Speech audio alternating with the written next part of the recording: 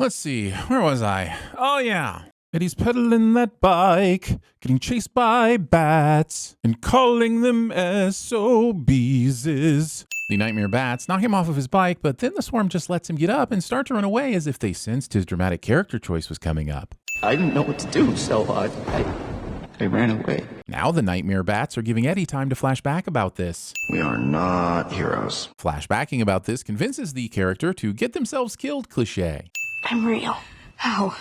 I piggybacked from a pizza dough freezer. AKA a power manifested out of desperation to move the plot along. What? The Netflix executive's reaction to the Duffer Brothers plot summary somehow makes it into the script. Agent smithing your neck, so we know the fight is about to get serious. If you touch her again, I will kill you again.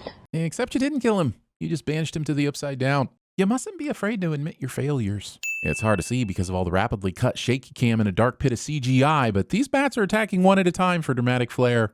There is no discernible reason why Vecna's abilities should be held in check by curled fingers. Before I kill you, I want you to watch. Typical villain needs their nemesis to be an audience to some f***ery because they hate winning. He's the monster, Henry, not you. 11, your emotionally correct appeal to reason still requires one question. You have looked at Vecna, right? Papa did hurt me, but he was no monster. Thinking that being a literal monster somehow makes you a subject matter expert. An ordinary, mediocre man. Title of my biopic tape? I saw so many things. I found the most extraordinary thing of all.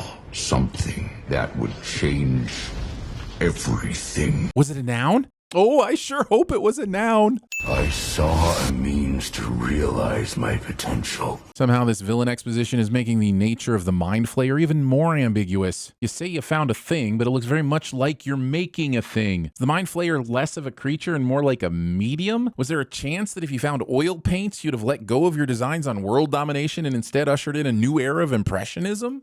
There is nothing you can do to stop this now. Well, not for at least another 10 minutes or so. Then she'll probably hold up her hand and scream again. It will all be over soon. Actually, there are still 52 minutes to go. And if you keep monologuing like this, I'm going to miss the premiere of season 5. You're the heart.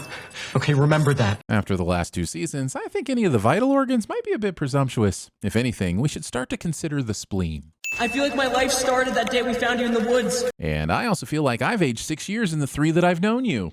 I love you on your good days. I love you on your bad days. I love you. Skip. Yoga.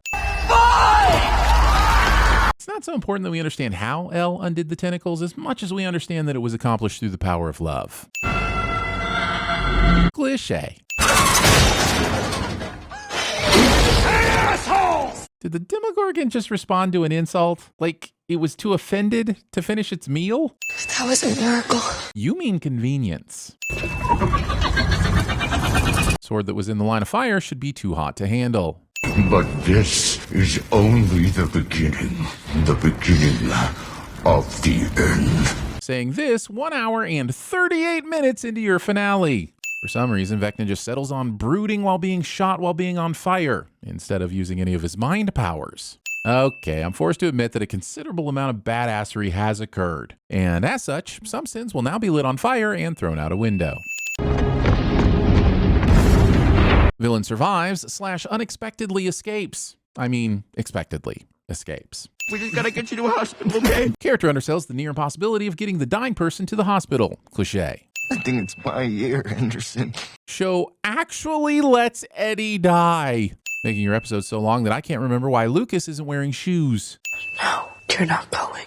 It's not so much important that we understand how Elle's powers enable her to resurrect someone from the dead, as much as we understand that it was accomplished through the power of friendship. Is Argyle getting arrested when he gets back home? Because I'm pretty sure that van isn't his. A series of ritualistic murders which have been linked to a local satanic cult known as Hellfire. This only qualifies as news position because of the mid-season break in the almost 2 hours of this episode. I had forgotten about the whole satanic cult thing. Eddie Munson, the leader of this cult and prime suspect in the murders, has been missing since the earthquake and is presumed dead. Just because it happens to be true doesn't mean the show can just yada yada the cops out of needing a good reason to believe this is true. Claiming the Munson murders opened a doorway between worlds. A doorway, they say, into hell itself. The news has taken the lead and buried it so hard that I accidentally wrote a sin that might be the title of my sex tape. Also, this news report is approaching a runtime length that might require me to release its sins as a separate video. You are never going on vacation again, you hear me? Mike's mom would rather he remain in Hawkins, where he had a bigger chance of being killed by an earthquake or angry mob. Where's Lucas? He's at the hospital. Was he hurt? No, he's... Oh, God, you don't know. But 11 should know, since she's the one who literally brought Max back to life. He opened his eyes, and further words died in his throat. Show has now gone from sort of stealing Stephen King's ideas to directly reading them from a book. Also, reading Stephen King to sue someone who's been put into a coma by an encounter with an unspeakable supernatural horror. Also, where is Max's mom? I've been calling you guys like crazy. I know. We came as soon as we heard. Why didn't 11 tell you about what happened to Max on that long ride back to Hawkins? Why is she going to be oddly coy about the whole resurrection thing for the rest of the episode? This better be explained in season 5. However, even if it is, no removals will be issued. All sins are final. Then she came back. The doctors don't know how. Making Max be to Lucas what Palpatine is to Lucasfilm. Dustin shouldn't be walking on that leg. It's not going to heal right. This extra had absolutely no idea what to do with this palette of relief aid and settles on pushing it a little bit. I am rambling about my dumb boyfriend when there are people out there suffering. Vicky would be excellent at disaster relief sins. And I have just made a peanut butter on peanut butter monstrosity. Hyperbole. I don't know what's wrong with me. It's like sometimes my mouth is moving faster than my brain. Characters have something in common, and we're supposed to find that cute and take it to mean they'd be a perfect match for each other. I was with him when the earthquake hit. I get everyone's busy with the earthquake, and Eddie has been lazily presumed dead, but one of his known associates who ran away from the police a few days prior has resurfaced and not been taken in for questioning. He fought and died to protect this town. Trying to make Mr. Munson believe Eddie fought an earthquake. It's been like a week since anybody in Lenora Hills got their pizza. And voila, cleaning supplies. Thinking cleaning supplies are going to help with that gaping hole in the roof. Otherwise, who'd have been in charge? Steve. He's actually grown up quite a bit, you know? Adding fuel to the fire of this love triangle I do not desire. You think it's too late to throw saving the world on your college resume? This season? That'd be a stretch. I think Argyle and his van contributed more to the plot than Jonathan. She's never lost before. What about the fight with the blob monster in the mall when she was saved by fireworks and Billy screaming? He's not. Now that I'm here in Hawkins, I can feel him. Show saved this reveal for Will and Mike's one-on-one as if cleaning up the cabin was more important. Max! Is Max's consciousness just gone and Elle just misplaced it? I am fatigued by the desire of Netflix to always have something hanging off of a cliff. Thank you.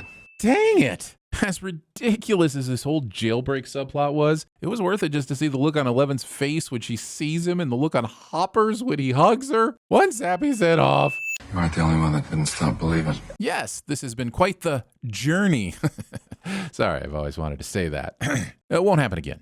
Probably. Gonna say at least 10 minutes runtime has been tacked on just for hugs. Will's Vecna sense is just now tingling because the heartfelt reunions needed to wrap up before the Stranger Thingsing could resume. Mom, it's snowing! Trying to tell me that not a single person in this crowd is worried about their allergies. Everyone else stops walking 20 feet before 11 because they merely adopted the dark, or something melodramatic like that. Good thing Hopper's cabin was within walking distance of this scenic flower hill. Otherwise, they'd have never been able to foreshadow the impending death and destruction properly. Wow, that is a lot of upside down seepage. You'd think they'd have people working on that around the clock. Can you imagine what would happen if something like that was left untreated for, I don't know, 3 whole years? One of the two will suffice. I'm getting ahead of myself. Running a little fast, as it were. If you touch her again, I will kill you again. I haven't had anything yet, so how can I have some more of nothing? Out of here! Look for Henry! It's a twister! It's a twister! To become the predator I was always born to be. Once again, you have freed me. Mistakes were made by me. Phase 4. Profit! You would have done him already. Okay, Spider-Man! Everyone in the world is trying to get out of Washington. We're the only schmucks trying to get in. This isn't exactly like a fortress of solitude, man. It's more like a fortress of the moles.